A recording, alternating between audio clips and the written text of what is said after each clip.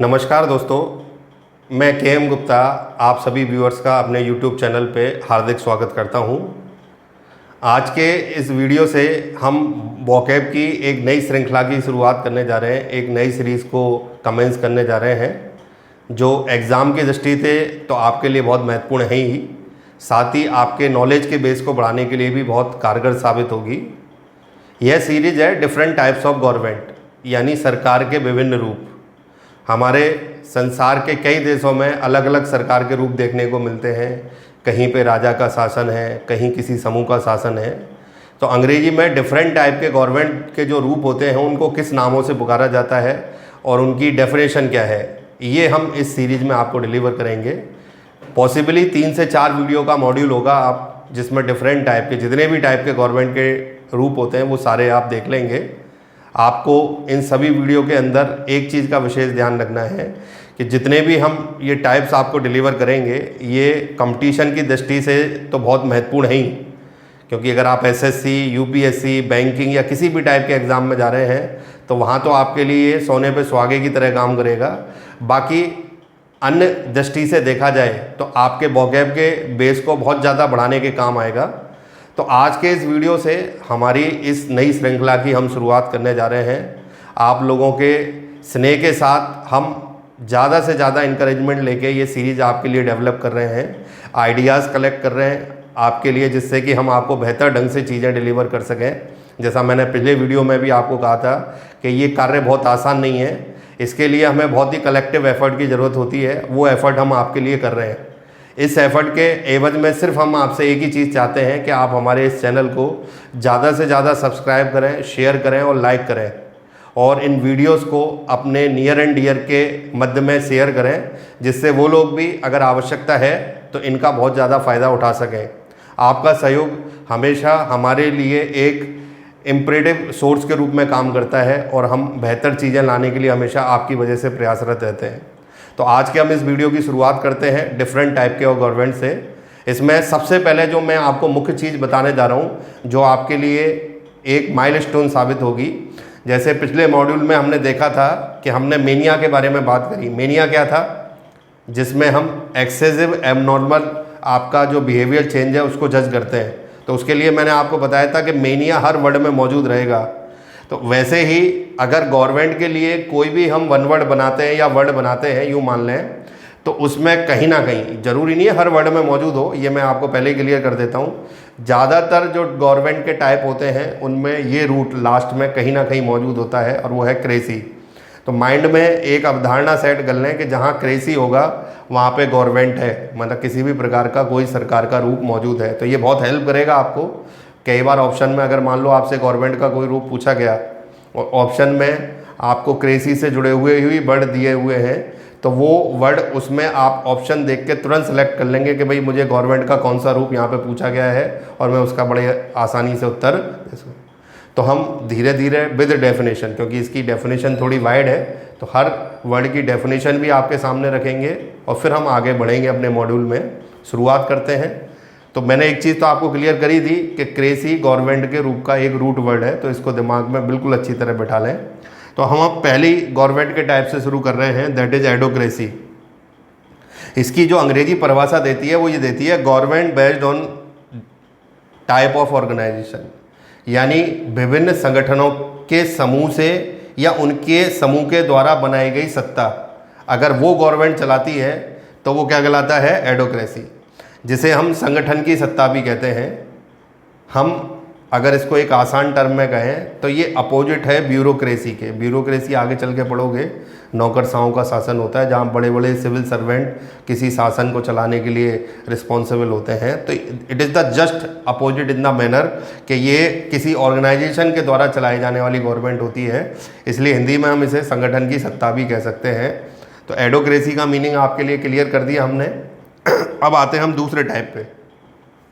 दूसरा जो टाइप आप देख रहे हैं दैट इज़ एनार्किज्म।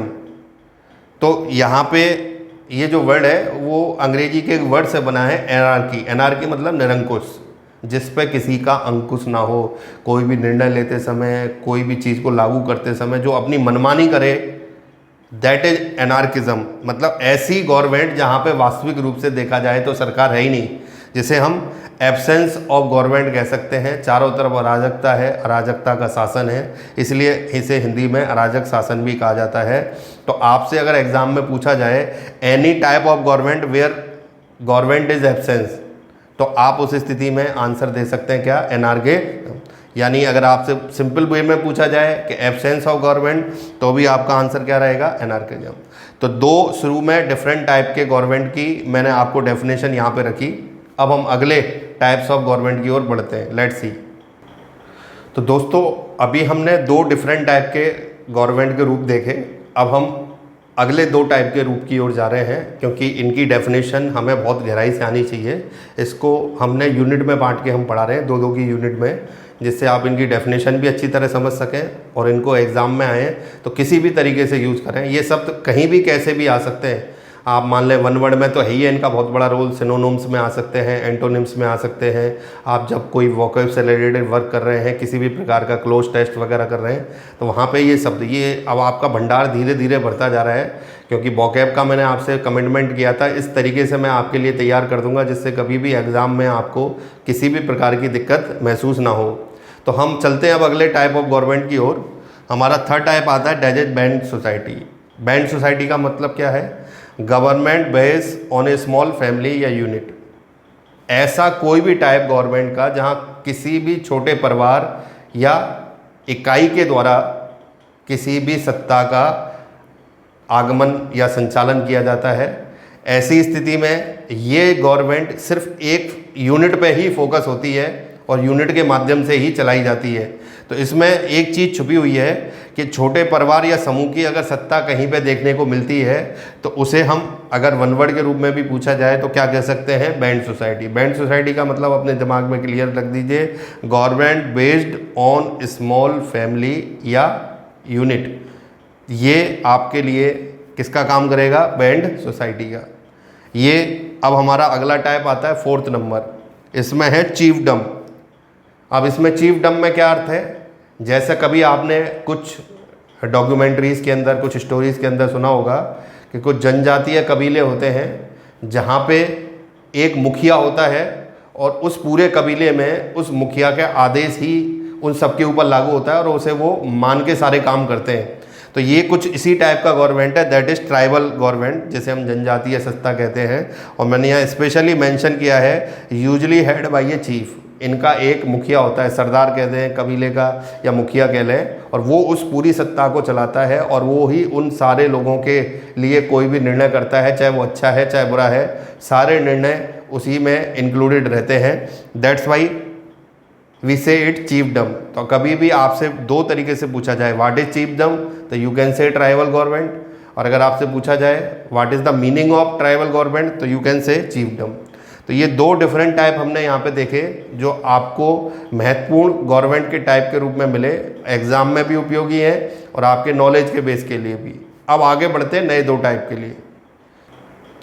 तो दोस्तों अब हम आते हैं अगले दो बहुत ही महत्वपूर्ण टाइप के गवर्नमेंट पे। ये आपके लिए एग्ज़ाम की दृष्टि से बहुत ही क्रूशल वर्ड है जिनको आप ध्यान से देखें। इनकी डेफिनेशन और इनके मीनिंग में यहाँ पे आपको डिफाइन करने जा रहा हूँ, और ये दोनों ही वर्ड एग्ज़ाम के लिए बहुत ही ज़्यादा काम में आने वाले वर्ड हैं और बहुत बार पूछे गए भी हैं, इसलिए इन पर विशेष ध्यान दें। हमारा फिफ्थ नंबर जो टाइप्स ऑफ गवर्नमेंट रहेगा वो है डेमोक्रेसी। ये वो चीज़ है जिसके अंदर हम जी रहे हैं, यानी वो ऐसी अवस्था होती है जिसे सरकार की सबसे अच्छी अवस्था मानी जाती है, जहाँ पे जनता द्वारा चुने गए प्रतिनिधि जनता के लिए और जनता के द्वारा ही शासन करते हैं। यहाँ पे ये माना जाता है कि अगर वो प्रतिनिधि जनता की उम्मीदों पे खरे नहीं उतरते हैं, डेलीगेट्स, तो कुछ समय बाद उनको जब चुनाव दोबारा होते हैं तो जनता द्वारा परिवर्तित कर दिया जाता है। तो ऐसे में अल्टीमेट पावर पीपल के हाथ में रहती है, तो कोई भी मनमानी करने या निरंकुशता की गुंजाइश नहीं बचती। तो यहाँ पे डेमोक्रेसी, क्रेसी यहाँ पे वर्ड है ही है। डेमो का अर्थ मैंने आपको याद रखने का तरीका बता रहा हूँ, आपको बहुत पहले याद होगा मैंने डेमो का अर्थ बताया था जनता। जनता जहाँ भी आएगा वहाँ डेमो जरूर होगा, जैसे डेमोग्राफी आपको शुरू के मॉड्यूल में मैंने बताया था, जनता के आंकड़े। तो डेमो और क्रेसी इन दोनों से ही याद हो जाएगा आपको। डेमो यानी जनता और क्रेसी यानी शासन, यानी जनता का शासन। दो रूट छुपे हुए हैं इसमें। तो रूल्ड बाई ए गवर्नमेंट, अंग्रेजी की परिभाषा पढ़ रहा हूँ, chosen by a election where most of the people are enfranchised. Enfranchised मतलब अपने वोट या अपना मत वो देते हैं लोगों को चुनने के लिए। तो इसे हम पूरी तरह जनता की सत्ता कहते हैं। जनता अपने प्रतिनिधियों पे पूरी तरह कंट्रोल रखती है, जिससे कि वो अपनी मनमानी ना कर सकें और वो निर्णय ले सकें जो जनता के अनुसार हो या जनता के लिए हो।